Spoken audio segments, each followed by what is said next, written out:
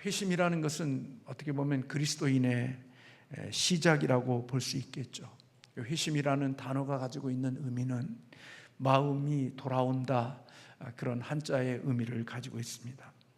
하나님 앞에 무관심함은 삶을 살던 사람이 하나님의 복음을 듣고 자신이 잘못 살아왔다는 사실을 깨닫고 알게 되어지고, 그리고 삶의 방향을 하나님의 기뻐하시는 방향으로 삶의 방향을 전환하는 것, 우리는 그것을 가리켜서 회심이라 그렇게 이야기합니다. 회심이 이루어지게 되면 하나님과 적대적인 관계 속에서 살던 사람이 이제는 하나님과 우호적인 관계 속에서 인생을 살아가게 되어지니까 하나님과의 관계가 개선되어지고 변화되어지는 역사가 일어나게 되는 것이죠. 결국 그는 죄에서 돌이켜서 하나님이 기뻐하시는 쪽으로 이제 방향을 선회해서 걸어가는 사람들이 되게 됩니다. 교회에서 회심이 이렇게 대단히 중요하게 되어지는 것은, 원래 우리 인간은 하나님의 형상으로 창조되어진 자들이기 때문에 하나님과 교제하며 섬기며 아름다운 관계 속에 살도록 지음받은 존재들이 바로 우리 인간이었습니다. 그러나 죄가 들어온 다음부터 사람들이 하나님에게 멀어졌고 하나님을 떠나는 자들이 되어졌죠. 그래서 그들은 육신적으로는 삶은 살아있을런지 모르지만 사실은 죽은 자와 마찬가지로 살고 있는 자라고 볼 수 있는 것입니다. 참 마음이 불편할 수 있겠지만 예수 생명이 없이 이 땅에 걸어다니는 사람들은 육신은 살아있는 생명이지만 그들의 영혼은 다 죽은 자들이 이 땅을 걸어다니고 있는 것과 같다, 그렇게 볼 수가 있는 것입니다. 그렇기 때문에 영적인 죽음을 가진 사람들, 영적으로 죽어있는 사람들의 모습들을 보면 불경건함으로 살아갈 뿐만 아니라 하나님의 말씀을 거역하고 불순종하고 살아가며 인간들끼리 서로 미워하고 증오하고 또 이러한 행위들을 하면서 살아가는 것이 그들이 하나님 안에서 원래 죄성으로 하나님께 멀어진 자들의 삶의 증거들이라고 볼 수 있는 것입니다. 그러니까 영적으로 죽어있는 사람들, 하나님과 분리되어져 있는 사람들은 하나님의 말씀을 불순종하고 살아갈 뿐만 아니라 경건치 않는 악함과 그리고 사람들끼리 살아가는 가운데 속에서도 서로 미워하고 증오하는 그런 모습으로 살아가고 있는 그 자체가 바로 영이 죽은 자들의 열매이고 또 그것을 증거하는 것이라고 볼 수가 있습니다. 그러니까 살아있지만 실질적으로 영적으로 죽어있는 자들이 되는 거죠. 그러므로 교회는 사랑하는 성도들에게, 교회에 와 있는 사람들에게 더 나은 사람이 되십시오, 보다 나은 삶을 살기 위하여 애쓰십시오, 그런 도덕과 이런 것들을 가르치는 것이 아닙니다. 더 나은 삶을 사십시오, 더 보다 나은 귀한 삶을 사십시오라고 설명하고 가르친다 할지라도 더 나은 삶을 살거나 더 좋은 삶을 살아갈 수 있는 능력은 없는 것입니다. 오늘 우리가 보아스의 환대하는 삶을 우리가 살아갑시다 라고 이야기했지만 사실은 영이 죽은 사람들에게는 그 말씀은 어떠한 힘이나 어떠한 능력을 가지고 있지 않습니다. 아무리 좋은 말씀을 듣고 귀한 말씀을 듣는다 할지라도 영이 죽은 사람들에게는 그런 말씀들이 결코 생명의 말씀이나 그 말씀 앞에 반응하며 살 수 있도록 되어져 있지 않습니다. 그래서 교회가 도덕이나 더 나은 삶을 살라고 그렇게 가르친다고 해서 더 나은 삶을 사라지거나 더 좋은 삶으로 살아가지는 것이 결코 아니기 때문에 교회는 그런 것들을 가르치는 것이 아니라 바로 하나님의 형상을 회복하는 일들이 바로 교회가 힘써야 되는 일인 것입니다. 골로새서 3장 10절에 있는 말씀대로 새 사람을 입었으니 이는 자기를 창조하신 이의 형상을 따라 지식에까지 새롭게 되어졌다 하는 그런 말씀이 있죠. 베트남에서 선교하는 선교사님이 자기의 어떤 문제 때문에 아내와 함께 참 많이 갈등이 있고 여러 가지 참 고통스러운 것들이 있었는데, 어느 날 그 아내가 예수 그리스도의 복음을 진짜 만나고 하나님의 말씀이 믿어지고, 그리고 하나님의 말씀 앞에 아멘하며 살아가기 시작한 때부터 그 선교사님과 이런저런 일들로요 갈등을 일으키고 삶의 불편함이 있었던 것들이 해소가 되어졌다는 이야기를 해주시더라고요. 예수 그리스도가, 예수의 생명이 그 속에 들어오기 전까지는 결코 바뀌거나 달라지거나 변화되지 않지만, 예수의 생명이 들어와 새 사람이 되어지면 결국 자기를 창조하신 이의 형상을 따라서 지음을 받게 되어지고, 결국은 지식에까지 새롭게 하심을 입게 되어지는 역사가 있게 되어지는 것이죠. 그래서 그 선교사님이 말씀의 능력과 복음의 능력이 얼마나 큰지를 알았다고 이야기하면서, 사람의 힘으로 풀 수 없고 사람의 힘으로 해결할 수가 없을 것 같은 그런 문제도 복음을 만나 예수의 형상이 회복되어지니까 그 지식에까지 변화가 일어나는 모습을 경험했다는 이야기를 저에게 해주었습니다. 그리스도의 회심이 바로 그런 것입니다. 교회는 그래서 그런 사역을 하는 거지, 도덕을 가르치고 윤리를 가르친다고 해서 우리가 더 도덕적이거나 윤리적인 사람이 되는 게 아니라, 하나님의 형상이 회복이 되고 하나님의 형상이 이렇게 우리 안에 세워지면 우리의 삶 속에 그런 변화들이 일어나게 되어져 있는 거지요. 그래서 그리스도인의 회심은 하나님의 사역이고 성령님의 사역이죠. 우리가 죽은 영혼을 살릴 수가 없고 하나님의 잃어버린 형상들을 우리가 회복할 수 없고, 오직 하나님이, 성령님이 우리 안에서 그 죽은 영혼을 살리시고 회복하는 일들이 하나님이 하시는 일이기에, 이 회심은 전적으로 하나님의 사역이고 성령님의 사역이라고 볼 수가 있는 것입니다. 이렇게 그의 영혼이 하나님의 형상을 따라 지식에까지 새롭게 입게 되어지면 그에게는 새로운 의도와 새로운 욕구가 그 안에 창조되게 되는 것입니다.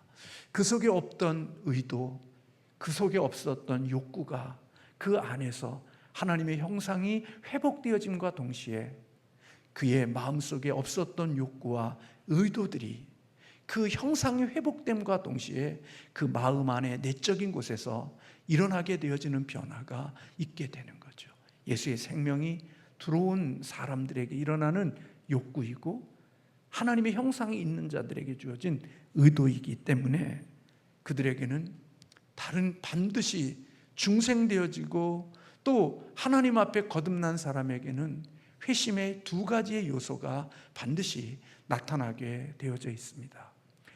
회심의 두 가지 요소는, 첫째는 회개이고 또 하나는 믿음입니다. 오늘은 두 가지를 다 말씀드릴 수 없고 회개에 대한 말씀만을 좀 전하고자 합니다. 내가 거듭났다, 내가 중생되어졌다, 그러면 반드시 우리를, 그 성령 하나님은 우리를 회개의 자리로, 우리를 믿음의 자리로 우리를 인도하도록 이끌어가도록 되어져 있습니다. 그러니까 중생이 되어진 사람에게는 반드시 회개와 믿음이라는 이것이 있게 되어지는 거죠. 회개는 우리가 구원론을 배우면서도 나누었지만 우리의 인간의 지정의의 전 인격의 변화가 일어나게 되어지는 것, 그것을 가리켜 우리는 회개라고 말하는 것입니다. 자신이 잘못 살아왔던 것들을 깊이 깨닫게 되어지고, 그리고 예수 없이 살아왔던 그 삶에, 살아왔던 모든 삶이 얼마나 하나님 앞에 심판과 하나님 앞에 저주를 받는 일들이었는지를 깨닫고, 그 자신이 지나온 삶에 대한 두려움과 공포가 그의 마음속에 있고, 마치 이사야 선지자가 오라 나는 망하게 되어졌도다, 내가 입술이 부정한 자로서 거룩하신 하나님을 보았다는 그것 때문에 두려움이 그에게 있었던 것처럼, 하나님이 우리를 회개하게 할 때에는 바로 이런 지적인 깨달음이 오게 되어져서 우리의 마음속에 두려움과 그리고 공포, 그런 것뿐만 아니라 죄에 대한 애통함, 그리고 가슴을 치는 통고, 눈물, 이런 것들이 함께 수반되어지는 것이지요. 그리고 그것으로 끝나는 것이 아니라 자신이 잘못 살아온 것들을 정리하고 하나님의 기뻐하시는 쪽으로 의지적인 움직임이 있는 것, 그래서 깨달음과 감정의 느낌과 그리고 의지적인 결단이 있는 지정의의 변화가 일어나는 이것이 바로 회개라고 볼 수 있는 것입니다. 많은 사람들이 눈물을 흘리며 잘못했습니다, 후회하는 그것을 회개라고 생각하지만 그것은 진정한 회개가 될 수가 없는 것입니다.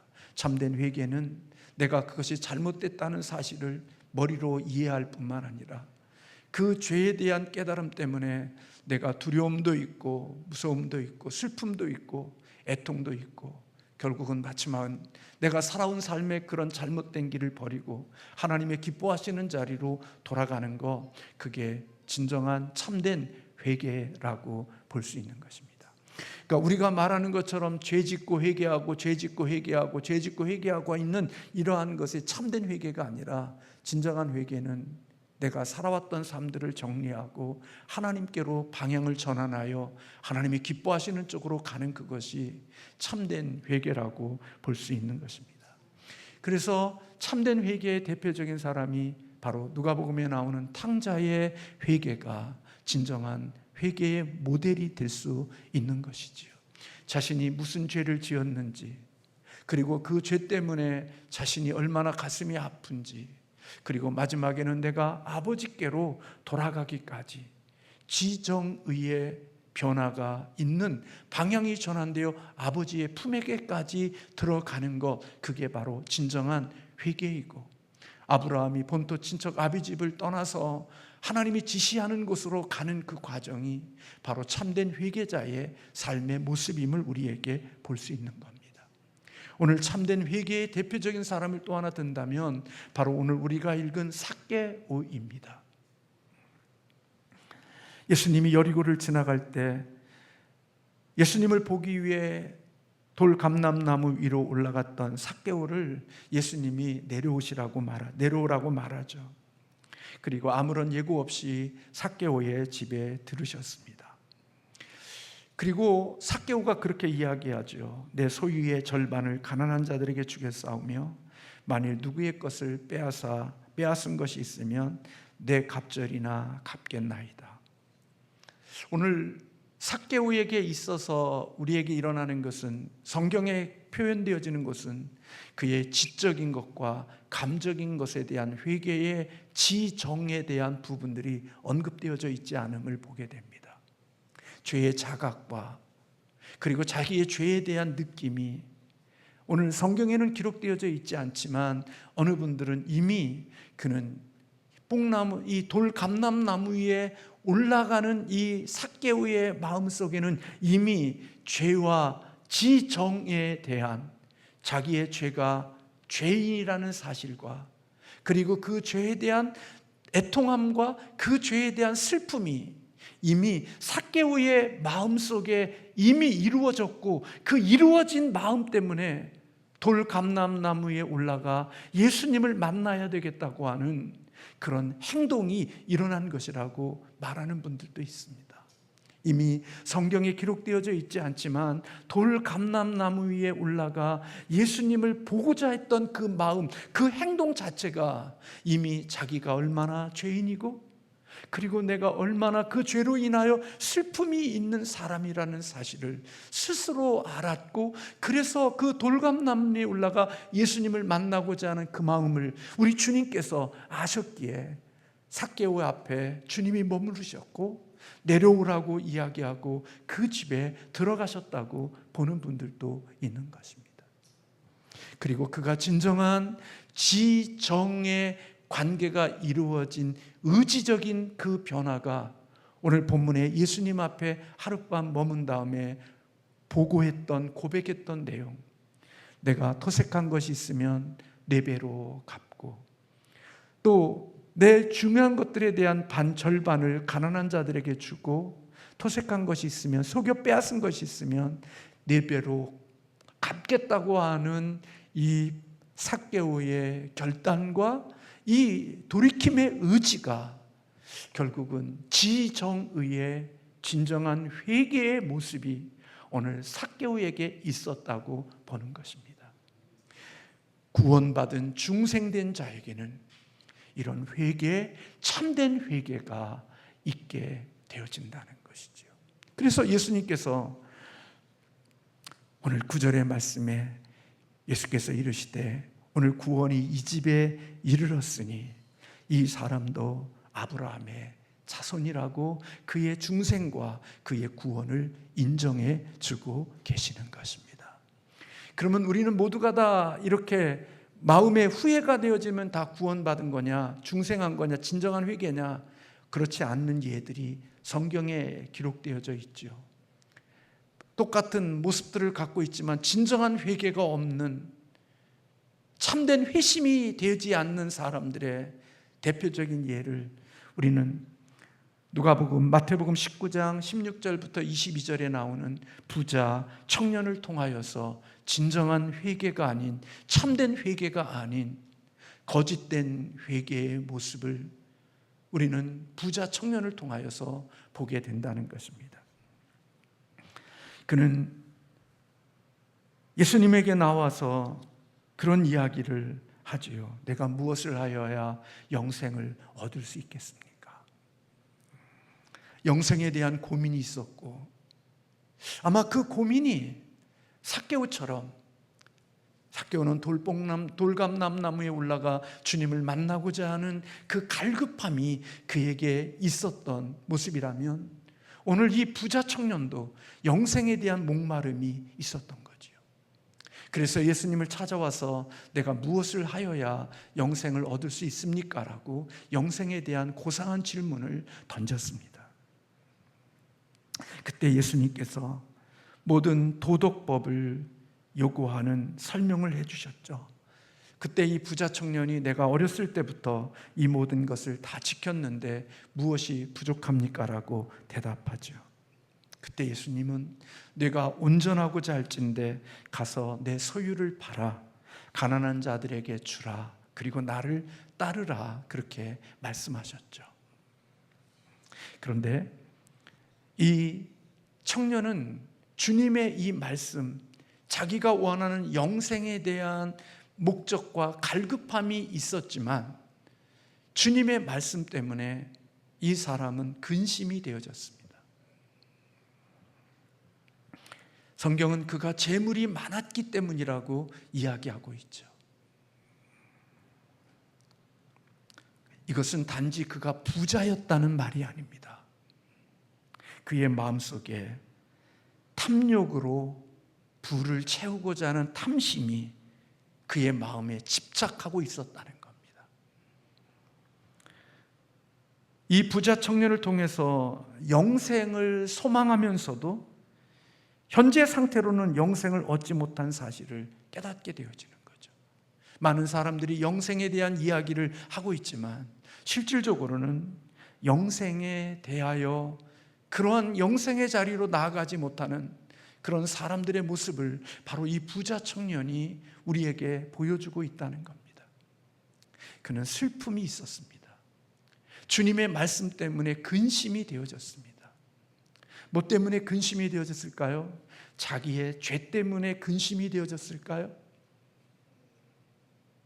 자기가 가지고 있는 탐심의 죄 때문에 그가 근심했을까요? 그는 예수님의 말씀 가운데 속에 주님이 원하시는 게 무엇인지를 알았어요. 하나님이 뭘 원하는지를 알았어요. 그의 마음의 깊은 곳, 다른 사람들은 알지 못하는 그 마음속에 있는 깊은 곳에 있는 그것을 우리 주님께서 아시고 그것을 언급하고 계시는 거예요. 하나님이 무엇을 원하시는지, 하나님이 무엇을 바라고 있는지를 오늘 이 부자 청년이 예수님과 대화 속에서 알게 되어진 거예요. 근데 그게 이 부자 청년의 슬픔이 된 거예요. 죄 때문에 슬퍼한 게 아니에요. 내가 가지고 있는 소유를 버려야 한다는 것 때문에 슬픈 거예요. 내가 죄인이라는 것 때문에 슬픈 게 아니라 내가 소유하고 있는 이것을 버려야 된다는 그 이유 때문에, 내가 사랑하는 것을 버려야 된다는 이것 때문에 슬픔이 있는 거예요. 그런데 그 슬픔이 진짜 주님이 원하시는 것 때문에 이 슬픔이 버려져야 되는데 버려질 수가 없는 거예요. 그래서 주님이 충고하시는 대로, 주님이 원하시는 대로 자신의 삶을 바꿀 수가 없었어요. 그리고 머리로는 깨닫고 주님이 원하시는 게 무엇인지를 모를 때는 괜찮았는데, 주님이 무엇을 원하는지를 알게 되니까 자기의 현실적으로 내가 뭘 해야 되는지를 발견하게 됐는데, 그것을 행하려고 하니까 슬픈 거예요. 그걸 잃어버리기가 싫고 그것을 포기하는 게 싫은 거예요. 그래서 그게 슬픈 거예요. 그래서 성경은 그가 근심하며 주님을 떠났다, 그렇게 말씀하고 있는 거죠. 그는 참된 회개를 통하여 주님이 원하시는 방향으로 간 게 아니에요. 탕자처럼 주님에게 원하시는 곳으로 돌이킨 게 아니고, 아브라함처럼 하나님이 원하시는 곳으로 방향을 틀어서 간 것이 아니고, 삭개오처럼 주님이 원하시는 대로 자신의 삶의 방향을 바꾼 게 아니라, 이 부자 청년은 주님이 원하시는 곳으로 가고 싶은 마음이 있지만 그는 그것이 할 수가 없었어요. 왜? 주님이 원하는 것보다 내가 사랑하고 있는 게 더 귀했기 때문에 그걸 포기할 수 없었고 그것을 내려놓을 수가 없었던 거죠. 그래서 그는 하나님의 뜻이 무엇인지를 알게 됐고, 근데 내가 그것은 하고 싶지 않고, 그러니까 할 수 없는 나를 보며 슬픔으로 떠나니까, 나는 영생을 얻고 싶은데, 영생을 위해서 예수님을 만났는데, 진짜 영생을 위해서 내가 해야 될 일, 참된 회개가 무엇인지를 주님이 가르쳐 주는데, 그 참된 회개가 내 안에서 이루어지고 있지 않고 있는 거예요. 그래서 근심하고 돌아갔다라고 말씀하고 있는 거죠. 참된 회개는 하나님 보시기에 죄가 무엇인지를 인식하는 것과, 그리고 그 죄를 미워하고 포기하겠다는 결심까지가 이루어져서 그 원하는 결심의 자리까지 갈 수 있는 게 진정한 회개인 거거든요. 근데 그런 진정한 회개가 일어나지 않으면 우리는 그렇게 하지 못하는 것 때문에 내가 영생을 얻을 수 없다는 이유 때문에 슬픈 거예요. 내가 사랑하는 그것 때문에 주님이 주시는 영생을 얻지 못하는 그것이 그로 하여금 슬픔 가운데 있게 하는 거죠. 죄 때문에 슬픈 게 아니라 자기가 영생을 취하지 못하는 자기의 우상 때문에 그 자리에 이르지 못하는 것이 그의 슬픔이 되는 거지, 죄 때문에 회개하기는 것 때문에 그의 슬픔이나 그 마음의 애통함이 있는 게 결코 아니란 말이에요. 후회는 하겠지만 진정한 회개는 이루어지고 있지 않은 거죠. 많은 사람들이 속는 게 있어요. 눈물 흘리고 가슴을 치면 그 사람이 돌이킨 줄로 알아요. 아니요. 그 과정은 있지만 진정한 회개는 가슴을 치는 것을 넘어 하나님이 기뻐하시는 쪽으로 자신의 삶을, 방향을 전환시키는 것까지가 되어졌을 때, 그때 진짜 하나님이 원하시는 참된 회개가 이루어지는 것이고, 그래서 삭개오에게는 오늘 이 집에 구원이 이르렀다라는 말은 그가 중생된 자로서 회심에 일어날 한 부분인 진정한 회개가 이루어져 있기 때문에 예수님은 이 부자 삭개오를 향하여 그는 구원을 받고 이 집이 아브라함의 자손이라고 말해주는 그 놀라운 은혜가 있게 되어졌던 거예요. 부자 청년, 지금 현재의 모습은 중생한 사람이 아니에요.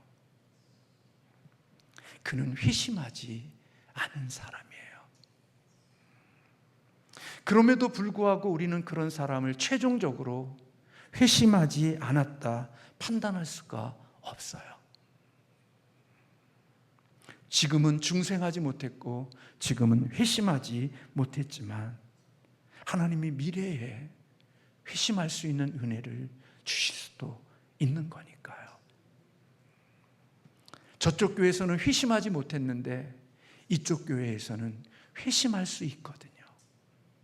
그리고 그 회심이 진정으로 이루어졌을 때 그는 진정한 거듭난 자로서 인생을 살아가기 때문에 저쪽 교회에서는 엉터리의 종교인으로 살았지만 이곳에서 복음을 만나고 하나님의 은혜를 입어 중생을 경험하게 되어지면 진정한 회개가 이루어진 삶이기 때문에 저쪽 교회에서 발견할 수 없는 그 일들이 이쪽 교회에서는 일어나게 되는 것이고, 이쪽 교회에서는 종교인으로 살다가 저쪽 교회에서는 진정한 하나님의 은혜로 회심을 경험하고 중생이 되어져 참된 회개를 경험하게 되면 우리 교회에서는 종교인으로 살았던 그런 지긋지긋한 삶의 모습들, 오늘 부자 청년과 같은 그런 모습들로 거창한 구호만을 외치고 살면서 한 번도 주님의 뜻을 따라 순종하며 걸어본 적이 없는 그런 사람도 저쪽 교회에서 그리스도의 은혜로 하나님을 만나고 회심의 은혜를 경험하게 되면 진짜 예수 그리스도를 믿는 자답게 살아가는 은혜의 열매들이 나타나게 되어지는 것이지요. 그러므로 지금은 아직까지는 회심하지 못했고 진정한 회개가 없었다고 할지라도 우리는 단정할 수가 없어요. 그의 영적인 상태가 어떤지는 모르지만 판단하지 못하고 오직 하나님이 그 일을 이루시는 거니까 감사한 것은 아직까지 교회 안에 머물러 있고 예배당 안에 머물러 있는 그것은 하나님이 그에게 회개할 수 있는 기회를 하나님이 주시고 있다고 믿고 우리는 하나님의 은혜를 구하고 살아가는 자들이 되는 거지요. 그러나 교회 안에 있다고 그들이 다 중생한 자이고 회심한 자라고 볼 수 없는 겁니다. 왜냐하면 부자 청년 같은 사람들이 있을 수 있으니까요. 거룩한 구호와 거룩한 많은 것들을 이야기하지만 실제로는 주님이 기뻐하시는 쪽으로 자신의 삶을 방향을 전환해 본 적이 한 번도 없는 사람이니까요. 오히려 더 슬픔만 많은 거죠. 말씀을 들으면 들을수록 더 슬퍼지고 하나님의 말씀과 율법을 들으면 들을수록 마음이 더 고통스러워지는 것은 내 죄 때문에 내 죄가 발각되고 내 죄가 드러나기 때문에 슬프고 고통스러운 게 아니라 내가 영생의 자리로 나가지 못하는 자기의 탐욕과 우상 때문에 슬픈 것이고 그 마음에 눈물이 있는 것이지, 사람들은 그가 눈물을 흘리고 있으니까 진정한 회개의 눈물인 것 같지만 오늘 부자 청년이 근심하며 주님을 떠나는 것처럼 그에게는 자신이 사랑하는 우상 때문에 주님이 기뻐하시는 쪽으로 갈 수 없는 그것이 그를 슬프게 하고 그를 근심케 하는 일이 되어지고 마는 것입니다. 바울은 경건한 슬픔은 참된 회개를 일으킨다고 말씀했습니다. 경건한 슬픔은 사망이 낳는 세상의 슬픔과 다르다고 대조된다고 고린도후서에서 말씀하고 있죠. 회개와 후회는 같은 게 아닙니다. 평생에 예수 믿고 교회 다니면서 후회만 하고 살았지 회개하지 않고 살아간 사람들도 많이 있거든요. 그러나 삭개오는 진정한 회개가 있었던 겁니다. 회심의 한 부분인 참된 회개가 그에게 있었기에 주님은 이 집이 네가 아브라함의 자손이고 오늘 이 집에 구원이 이르렀다고 이야기해주고 선포해주고 있는 겁니다. 사랑하는 성도 여러분, 저와 여러분에게 하나님이 우리에게 베풀으신 은혜가 있기를 원하고 혹이라도 아직까지 그런 회심의 자리에 이르지 못한 우리들이 있다면 하나님께서 부자 청년과 같이 그렇게 거상한 그런 종교인으로 인생을 살기보다 하나님이 기뻐하시는 쪽으로 인생의 삶을 턴할 수 있고 방향을 전환시키고, 그리고 아버지 하나님의 기뻐하시는 일을 위하여 순종하며 사는 기쁨을 누릴 수 있는 은혜가 저와 여러분에게 있기를 주님의 이름으로 축복합니다. 그것이 중생을 얻은 자에게 나타나는 하나님이 주시는 두 가지의 회심의 요소 가운데 하나인 것입니다. 기도하겠습니다.